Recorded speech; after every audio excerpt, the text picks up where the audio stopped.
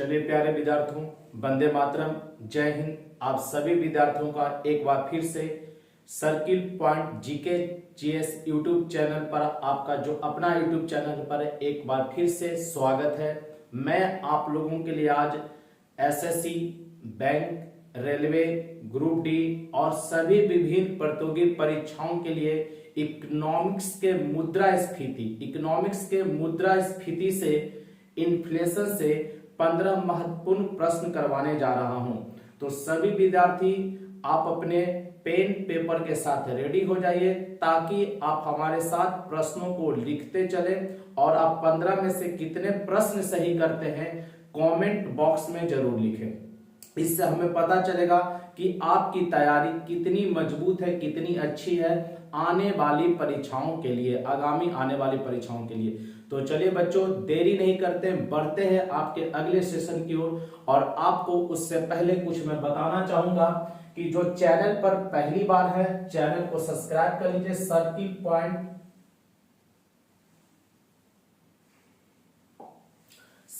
Point GKGS YouTube channel है।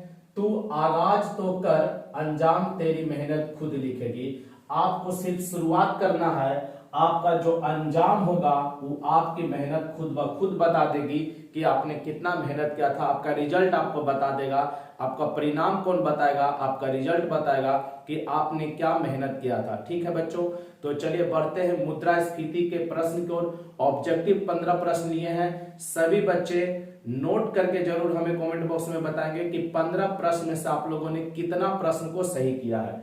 तो चलिए बढ़ते हैं आपके पहले प्रश्न की ओर। चलिए ध्यान दीजिए।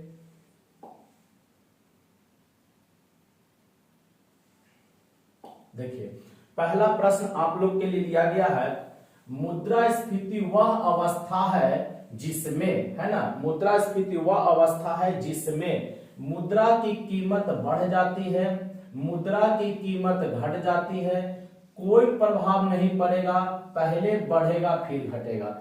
चलिए बच्चों बताइए चारों में से कौन इसका सही उत्तर होगा। सबसे पहले हम बता दें, मुद्रास्फीति का मतलब होता है क्या, ध्यान दीजिएगा, मुद्रा में प्रसार, मुद्रा में प्रसार।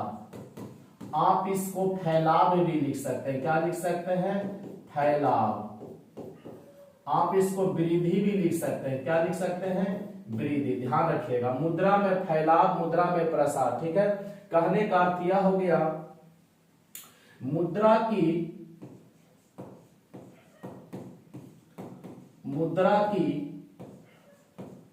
मात्रा बढ़ जाती है। मुद्रा की मात्रा क्या होगा? बढ़ जाती है। मुद्रा की मात्रा बढ़ जाता है लेकिन मूल्य कम जाता है। मूल्य या कीमत घट जाता है। मूल्य कीमत क्या होता है? घट जाता है। मूल्य कीमत क्या होता है? घट जाता है। तो देखिए पहला क्वेश्चन, मुद्रा स्फीति वह अवस्था है जिसमें मुद्रा की कीमत बढ़ जाती है, मुद्रा की कीमत घट जाती है। तो यहां पर देखिए क्या होता है, कीमत उसका घट जाता है। कीमत क्या होता है? घट जाता है। तो आपका ऑप्शन नंबर 2 इसका सही उत्तर हो गया। ऑप्शन नंबर 2 क्या हो गया? सही उत्तर हो गया। अगला, बढ़ी हुई मुद्रास्फीति की दशा में किस वर्ग को हानि नहीं होता? ध्यान दीजिएगा, अगर मुद्रास्फीति बढ़ा हुआ उस दशा में किस वर्ग को हानि नहीं होता? तो देखेंगे उपभोक्ता, जो कंज्यूमर है, उनको हानि होता है। ऋण देने वाले को भी हानि होता है। ऋण देने वाले को भी हानि होता है। ध्यान दीजिएगा, ऋणदाता ऋणी है। अगर आप किसी को उधार देते हैं तो आपको लॉस करना पड़ेगा। अगर कोई आपसे उधार लेता है तो वो फायदे में रहेगा। वो क्या रहेगा? फायदे में रहेगा। पेंशन भोगी वर्ग ये भी रहेगा लॉस में। तो पहला, दूसरा, तीसरा लॉस रहेगा। किसको हानि नहीं होता है? तो हानि व्यापारी वर्ग को नहीं होगा। क्यों नहीं होगा व्यापारी वर्ग को हानि? क्योंकि जब भी मुद्रास्फीति आएगा तो डिमांड बढ़ जाएगा। डिमांड क्या होगा? बढ़ जाएगा। डिमांड बढ़ जाता है, ध्यान दीजिएगा, मांग बढ़ जाएगा। तो मांग बढ़ेगा तो उत्पादन होगा, उत्पादन होगा तो व्यापारी वर्ग को क्या होगा? फायदा हो जाएगा। व्यापारी वर्ग को क्या हो जाएगा? फायदा हो जाएगा। तीसरा क्वेश्चन देखेंगे, मुद्रास्फीति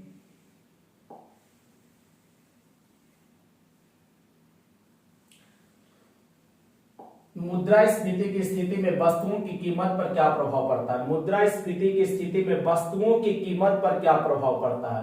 तब वस्तुओं का कीमत घट जाता है, उत्पादन बंद हो जाता है, कीमत स्थिर रहता है कि वस्तु की कीमत बढ़ जाती है? वस्तु की कीमत बढ़ जाती है। अब बताइए वस्तुओं की कीमत पर क्या प्रभाव पड़ेगा? वस्तुओं के कीमत पर क्या प्रभाव पड़ेगा मुद्रास्फीति में? तो आपको हमने बताया मुद्रास्फीति में मांग बढ़ जाता है। मांग क्या होता है?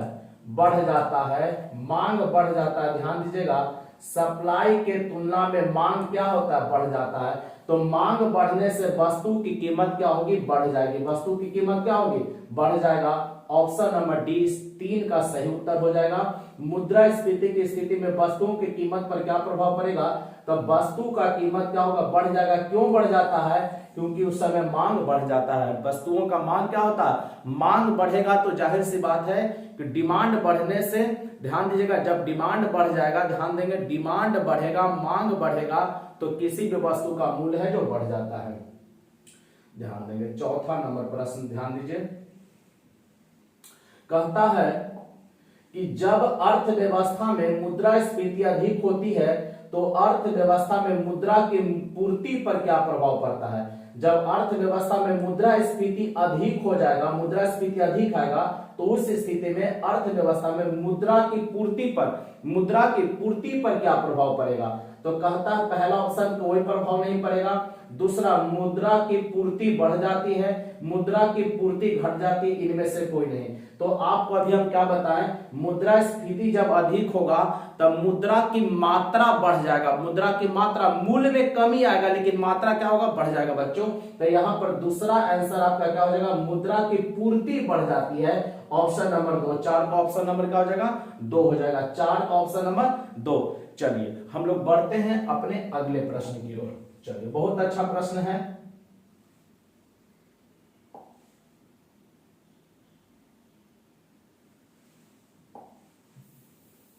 चलिए देखेंगे, मुद्रास्फीति की तुलना डाकू से किसने किया? देखेंगे, मुद्रास्फीति में आता क्या है? मंदी आता है। मंदी आने के कारण, महंगाई, मुद्रास्फीति में मांग बढ़ता है। मुद्रास्फीति में क्या होगा? मांग बढ़ जाएगा। मांग बढ़ेगा तब वस्तु का कीमत क्या होता है? तेजी से उछल जाता है, महंगाई आ जाता है। क्या जाता है? महंगाई।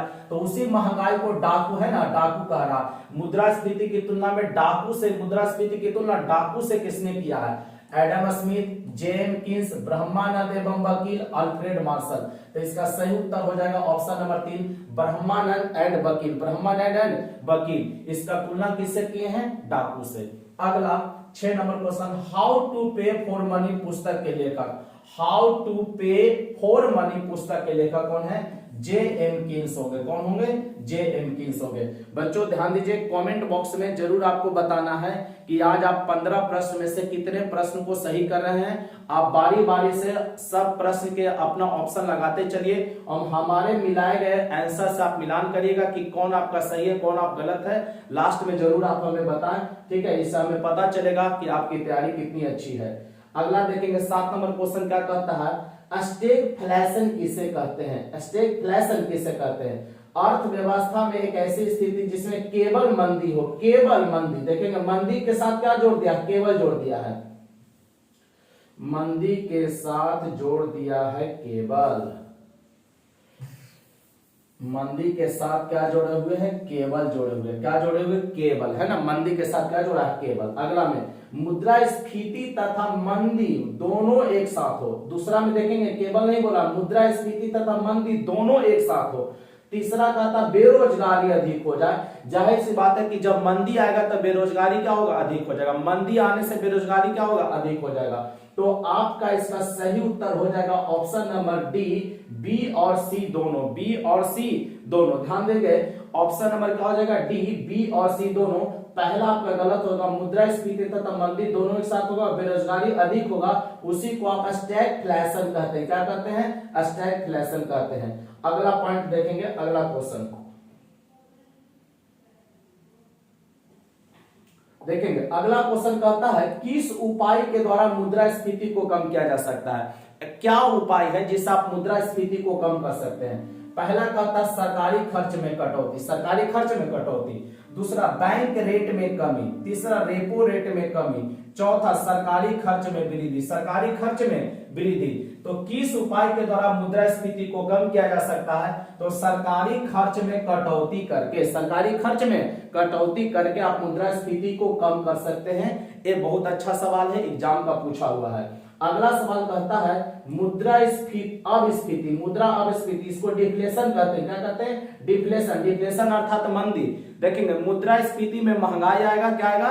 अब मुद्रा अपस्फीति या डिफ्लेशन में मंदी आता है। क्या आता है? मंदी की धारणा किस थ्योरी के ठीक विपरीत है? किस थ्योरी के ठीक विपरीत है? तो किस थ्योरी के? मुद्रास्फीति के ठीक विपरीत होगा। क्यों? क्योंकि मुद्रास्फीति में आपने बताया कि महंगाई आएगा और मुद्रा अपस्फीति में मंदी आता है। कौन सी स्थिति? मंदी वाली स्थिति। चलिए फिर हम लोग बढ़ते हैं अपने अगले प्रश्न की ओर।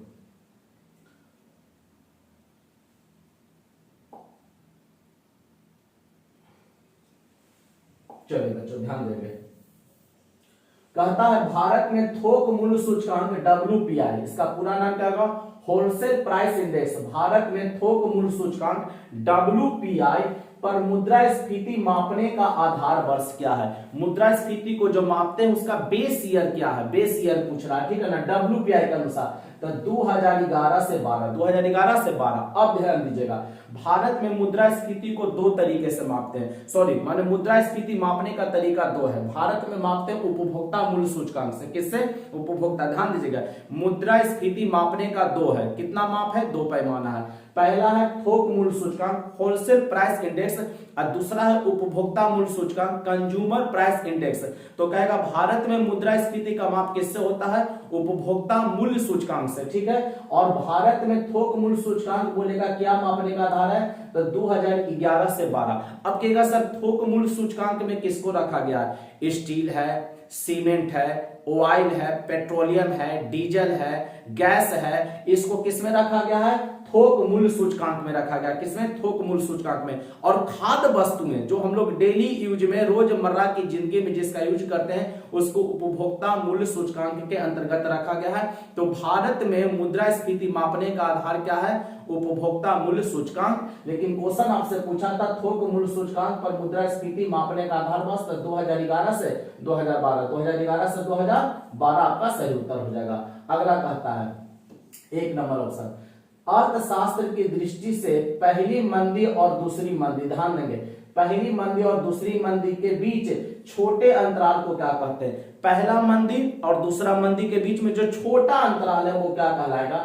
गहरी मंदी कहलाएगा, डबल अपस्फीति कहलाएगा, डबल डुबकी मंदी कहलाएगा, कि इनमें से कोई नहीं? तो इसका सही उत्तर हो जाएगा बच्चों डबल डुबकी मंदी। क्या हो जाएगा?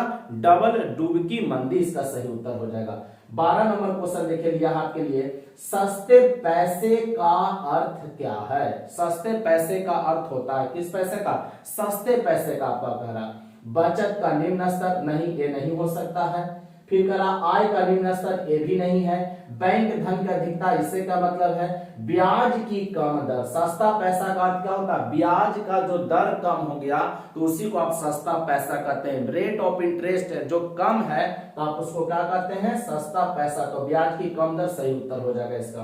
क्लियर है? चलिए अगला प्रश्न देखिए क्या कह रहा है आप लोगों के लिए।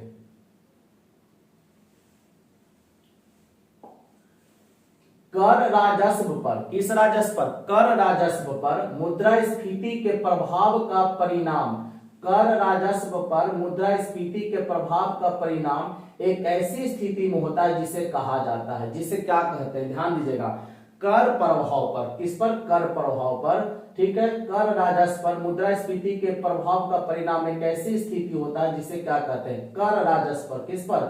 कर राजस्व पर। कहता अपस्फीति कहिएगा, मुद्रास्फीति जनित मंदी कहिएगा, राजकोषीय बाधा कहिएगा, कि इनमें से कोई नहीं? तो इसका सही उत्तर क्या हो जाएगा? राजकोषीय बाधा। आप इसे क्या कहेंगे? राजकोषीय बाधा। क्लियर?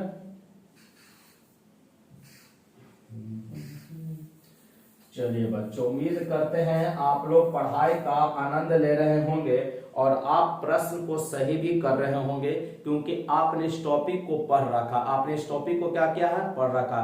पढ़ लेने से, ऑब्जेक्टिव लगाने से क्या होता है कि सब्जेक्टिव प्लस थ्योरी आपके दिमाग में पूरा बना रहता है, और जब एग्जामिनेशन हॉल में आप जाते हैं अगर ऑप्शन टकरा जाता है तो बनाने में आपको सुविधा हो जाता है। देखिएगा सेट वगैरह बनाइएगा, अगर ये सब क्वेश्चन मिल जाता है तो तुरंत आप खटाखट बना लेते हैं, आपको पता है। तो इसीलिए मैं कहता हूं कि ऑब्जेक्टिव बनाना बहुत जरूरी है। बीबी आप अगर आप पढ़ लिए हैं सब्जेक्टिव तो ऑब्जेक्टिव जरूर बनाएं। अगला क्वेश्चन देखेंगे, निम्न में से किसमें मुद्रास्फीति हो सकती है? ध्यान दीजिएगा, किसमें मुद्रास्फीति हो सकता है? अधिशेष बजट में, कराधान में वृद्धि से, सार्वजनिक व्यय में कमी से, सार्वजनिक व्यय में कमी से, और कहता है चौथा सभी, चौथा सभी। तो ध्यान देंगे मुद्रास्फीति हो सकता है अधिशेष बजट, ज्यादा बजट कर दिए, कराधान में वृद्धि कर दिए, सार्वजनिक व्यय में कमी कर दिए, ये सभी कारण है मुद्रास्फीति का। किसका कारण है? मुद्रास्फीति का। तो आंसर हो जाएगा ऑप्शन नंबर 4। ऑप्शन नंबर 4 मुद्रास्फीति की एक आवश्यक विशेषता है। मुद्रास्फीति की आवश्यक विशेषता पूछ रहा है कि क्या होगा? कीमतों में वृद्धि होगा, कम उत्पादन होगा, काला बाजार की उपस्थिति होगी, काला बाजार का अभाव होगा। तो देखेंगे काला बाजार को इससे कोई खास मतलब है नहीं। क्यों? क्योंकि यहाँ पर देखेंगे मुद्रास्फीति में उत्पादन बढ़ता है, ये तो होगा ही नहीं, क्योंकि उत्पादन मांग बढ़ जाता है तो उत्पादन बढ़ेगा ही बढ़ेगा। एक चीज होता है कि कीमतों में वृद्धि होती है। कीमतों का वृद्धि का मतलब ही ना महंगाई होता है। अभी क्या बोले कि मुद्रास्फीति आएगा तो महंगाई होगा, तो महंगाई कब होगा? जब कीमत में क्या होगा? वृद्धि होगा। तो मुद्रास्फीति की आवश्यक विशेषता है कि कीमतों में क्या हो जाएगा? वृद्धि हो जाएगा। अब आप लोगों को बताना है मुद्रास्फीति के 15 प्रश्न ऑब्जेक्टिव जो हमने लिया, इसमें से कितने प्रश्न आप लोग सही किए हैं? सभी बच्चे कमेंट में जरूर बताएं, नहीं तो आप सबों को दंड स्वरूप कुछ न कुछ हर्जाना जरूर मिलेगा बच्चों, ठीक है। तो आज हम अपनी क्लास को यहीं पर समाप्त करते हैं। कल फिर अगले टॉपिक के साथ लेकर आएंगे। ध्यान दीजिएगा, नेशनल इनकम से हम लोग 20 प्रश्न को देख चुके हैं, उससे बाहर आपको नहीं रहेगा। मुद्रास्फीति से 15 क्वेश्चन मैंने ले लिया है, तो आप यह ध्यान दीजिए, अगर आप इसको बना लेते हैं क्वेश्चन पूछेगा तो इसी के अंदर रहता है, इससे बाहर नहीं। पूछने का तरीका जैसे देखेंगे, अब यहाँ पर मैंने कीमतों में वृद्धि दिया, हो सकता है वहां पर महंगाई दे दे, तो ये तो आपको अपना समझ रखना ही पड़ेगा, ठीक है बच्चों। तो आज की क्लास को यहीं तक समाप्त करते हैं। कल फिर नए टॉपिक के साथ आप लोगों से मुलाकात होगी। तब तक के लिए जय हिंद, जय भारत, बेस्ट ऑफ लक। मुस्कुराते रहिए और अपना ख्याल रखें और अपने परिवार का भी आप ख्याल रखें। चलिए मिलते हैं कल नए टॉपिक के साथ।